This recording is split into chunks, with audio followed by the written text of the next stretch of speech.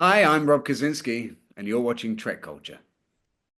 When I got the part, it was fantastic because uh, I had I had done a public broadcasting show of Lyndon Johnson as a one-man show, and I played Lyndon.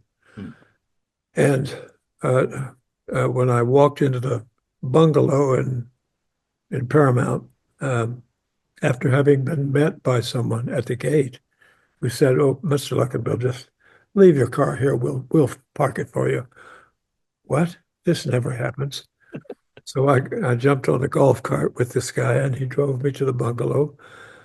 He says, "There they are. Good luck." And I opened the door and everybody stood up. That's what? Where am I?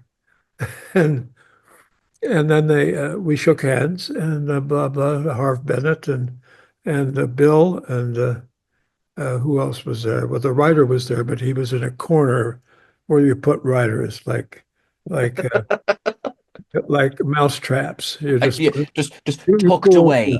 Yeah. and be careful of the trap because he was a very nice young man. Anyway, the script was written by Bill and Harv, and Yes. Harv was a great producer. He really was. And Bill said, I was in I was in a hotel somewhere, and it was Sunday night. There was nothing to do, and I was working. I had to be working next day, and I turned on the TV set, and there you were, and you were playing Lyndon Johnson. And he said, and that's why you're here now, because I liked what I saw. And I said, okay, that's good. So they gave me the part. They asked me to read it and tell them the next day whether I was in or out. And of course, I said, "Hey, I'm in," because I liked the part. I liked what it said. And those other shows, the position of that character was always a villain, and Mm. I saw the opportunity to be a hero, and that appealed to me and applied to me in a big way. I'll tell you about that. But anyway, uh, so so Bill said that's what happened, and so I got the part, and he said, "We're going to have a big lunch somewhere. I'll take you, and we'll have a dinner or lunch, and I want to hear all about how you want to approach this role." Mm. I said, "Okay, good, fine." And so I get a call 7 o'clock in the morning. I'm in Santa Monica at an orange juice stand. Please come down and let's have our talk. So I go, I go down there, and he's standing at the juice stand, and there's one for me. So Nice. this was our big lunch or dinner. It was a 25-cent glass of juice. The glamour of Hollywood. The glamour of Hollywood was just all over it. And he said, "All right, how do you want to approach this part?" And I said, "Lennon." He said, "John?" I said, "No, Vladimir." Well, he had to process that quite a bit. And he said, "Wait a minute, what do you mean, the Russian?" I said, "Yes." He said, "Well, this isn't a commie movie." I said, "No, no, it's not. Let me tell you why." And he said, "Okay." I said, "Lenin started out as a good man. He saw the serfs suffering from their masters, and he wanted to change that. And the whole idea of communism at the beginning, before it became turned into something else, was the idea of people helping people." And he said, and I said, and what happened was, as the movement took over and the obstacles arrived, the choices that were placed in front of this man pushed him into dictatorship. Okay, if I have to do that, then I have to get rid of this bunch of people, don't I? Okay, I'll make that decision. So he stepped from humanity to monsterdom, and it never left that position after that. And and here we are now in America with the same thing. I'm married to the daughter of Lucille Ball and Dizzy Arnett. Absolutely. I mean, I'm speaking to a member of royal family here. Well, yes, we are, and there's a picture on the wall to prove it. When we moved here to Palm Springs, we became royalty somehow. Yeah, I because I actually meant to say very quickly, I was in Palm Springs last year and I had my photo taken with Lucille's statue. oh yes, that So awful statue where she's sitting down. absolutely, yes, I was Oh God. I must take this photo. So yes, I really do. I am speaking to royal family here, you know. Yes, yeah. Were you sitting on the statue? Yes. Well, that we laugh about that because it's so not like her, you know. It's so it just it first of all, it's the wrong color. I mean, it's bronze or something, Mm. you know. And she was very fair skinned, you know. But that aside, it doesn't even look like her. So and now here, I don't know if you know, but we have this enormous statue of Marilyn Monroe in one of the public spaces downtown, Don't know if uh, I've seen that in, one. No, of in the famous moment when her skirt is blowing up, course, of course, of and course. you can walk under it. Never mind. Do they charge you extra for that? I think they probably do. But anyway, it's all really kind of funny, this whole Michigas as we but so back to Bill. We talked about this and he said, "Oh, he said, uh, you mean you want to what do you want to do with that?" And I said exactly what I was saying to you that Sybok actually overcomes that madness that seizes dictators, and he sacrificed himself for the good of the community, for the good of his brother. And I said, that makes him a hero to me. And he said, oh, all right. And I said, furthermore, in the scene where I fight you for the rock gun, Mm. the rock gun, Oh, I mean, that's all they have to shoot. It's like it's like bean flips, you know. yeah, yeah, You know what I mean? yeah. Yeah, spitballs.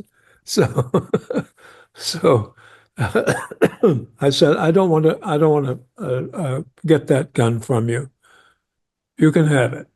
He said, well, but you're supposed to. I said, I know that, but Sybok is a peaceful man. He is a man of peace. He would not have a gun. And he said, okay. So, and that was the second time in my life in Hollywood I had to abjure a weapon because that's me. I don't, I wouldn't have a gun around, even if other people did. There's two big moments. There's obviously the moment at the end where he, sacrifices himself for God, but also before that, when he gives the ship back. That's There's right. there's that as well. It's not about personal power. No, no, it was a mistake to take the ship, and I recognize that.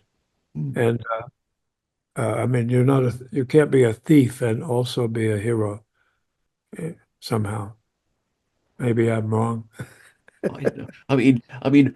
Robin Hood sure has been Robin Hood. romanticized, aye, but I'm sure there's Yes, there's there's days when Robin Hood didn't have a good day, and they don't make for good stories. that's right.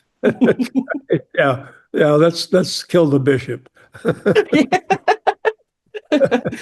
Robin Hood and all his merry men, and some of them came home again. Um, That's right. Yeah. that process, so that was obviously because I was well, ahead of this as well. I was reading about the making of the Final Frontier and how it was such a sort of a rapid turnaround, really, between your casting and you were on set.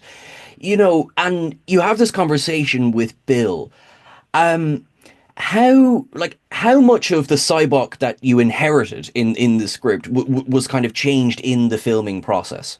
Nothing, Nothing. nothing was changed. And that's sort of abnormal because a lot of Hmm. things get changed. But no, this was left alone because of Harv Bennett. Harv wanted to preserve his role in that thing, which was the writer producer, and and of course they hired this other young man to actually get to the computer and do the work or something, you know. And I know how it goes. It's always a community a committee type of thing. They sit around rooms and talk about, well, I think he ought to have a hat. Well, why would he have a hat? Well, because I know people wear hats. You know, it's it's you know, when I was my very last attempt at working in television in Hollywood was I was called by the woman who produced oh gosh, what did she produce? She was very famous, and she said, I have a problem, Larry. We've had to fire a guy who's working with Jonathan Winters and Randy Quaid, Mm. and there's a role that this fellow was just not doing right, and you're perfect for it. And I said, well, when would you need me? She said, tomorrow. I said, okay. What's the part? She said, you're Randy's boss. You're his principal. He's a teacher. And the scene is, there are two scenes, and you'll probably be a regular in this thing if it works. I said, okay. And so I came there and I was rehearsing the scene. And then this was the shooting day. You don't rehearse people on shooting days. But that's how screwed up this schedule was. It was messed up badly. So there was an audience. It was a three camera uh, comedy. Gotcha. Yeah, yeah. And so I did the scene, and then they said, okay, now we're going to go for the real stuff with the cameras on and all of this. And meanwhile, these people were waiting there hours. It was just really strange. And Lucy had the same experience later on with Mill and Grace. It was a strange thing, but you don't make people sit all day, I guess, unless it's Hollywood, and, and they'll willingly sit there forever if somebody famous comes along, you know. Your memoir, Effective Memories: How Chance and the Theater Saved My Life. Um, Yes. I hope you don't mind me saying I have the autobiography, or the auto, it is the auto, the audiobook. Thank you for doing it. I live on audiobooks, so thank you very much for doing one. Did you listen? I have been listening away, so thank you very much. I really appreciate you doing one. People have given out to me for how much I need to stop relying so much on audiobooks, but I appreciate you doing one. Thank you. Well, audiobooks, all my sons, I have four sons and a daughter, and all my children say, "Well, Dad, what? How about the audiobook? I want to." I say, "Well, it's a little fat. It's a big, sort of a fat book." It's definitely. I think if I have it, it's something 27 hours. No, no, no. It's only probably. It's not that long, is it? I'll tell you now. Actually, I have it. I beg your pardon. 25 hours. A short 25 hours. That's right. Okay, well, you know, Barbara's was like 9,000 hours, so that was a hassle because I didn't want to react it my life. I'm sure. I Actually, was a little shy of that, you know. I really am. And I'll tell you how the I got started to write the book, which was uh, I was getting on in years, and my daughter said to me, "Dad, we know everything about Mom's family. We don't know anything about yours." And I sat down and I thought, we moved to Palm Springs from New York, uh, and I had time to be bored or something. I've never been bored in a day in my life, but I would just reading your achievements and your work. I very much believe you that you have never been bored a day in your life. it's like you just got to keep going. So I sat down here in this place. You Mm, can't see, but there's an 11,000-foot mountain right in front of me. Um, nice. yeah, Yeah, yeah, yeah, it's lovely. uh, yeah. And I was thinking about it, and the first two words that came to me was my father. I had a problem with my father. He was an alcoholic, and uh, the half my family was a mixture, half Irish, half Swiss, and that's an interesting mix. Yeah, it would be. It Yeah. would be. Yeah. Yeah, I can't explain it really, but uh, my father left school at the seventh grade to help his family, and uh, and yet he had a good education. Mm. His mother did not like him for some reason. His brothers have abandoned him to left him to take care of his mother and his sister, which he did. Uh, he he and my mother were very much in love. When they got married, they were both virgins. Um, I'm just speculating there. I don't know that. Sorry, I'm nodding along as if I know. Mm, of course, of course. Yes, I yes. mean, we Well, they assume, must we don't have know. this is one of those things we just don't know. Yeah. But it's a good assumption. Yeah, Anyway, I think so. yes, it was 1926, and they were both high schoolers, and they went to the Knights of Columbus dance and danced together, and that's all it took. He was he was, he was tall and dark and handsome, and some people said he was a bootlegger. Well, I can I can I can say he certainly loved the boot. He loved the boot, but but, but his last words were not really his last words, but he he said, "Where's my arf and arf?" which is half and half bourbon and water.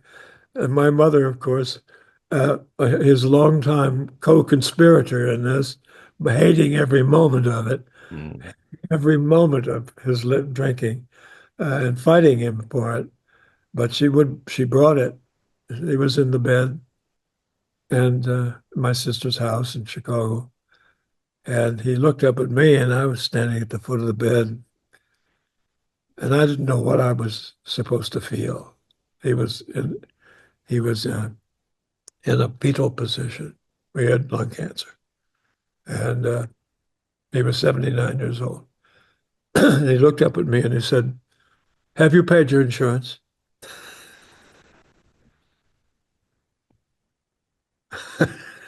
yes, of all of the things I would expect to hear, have you paid your insurance? Well, I translate that to, "I love you, boy." I think that's all he could do. That's the man he was. He was a good man. He was actually but then he would beat up on my mother, and that meant I had to beat up on him. So that stuff has stamped me my whole life. And so writing the book was getting it out. And it took 10 years, and it took a lot of gumption out of me. And people do like the book, and it's well written, I must say, by somebody.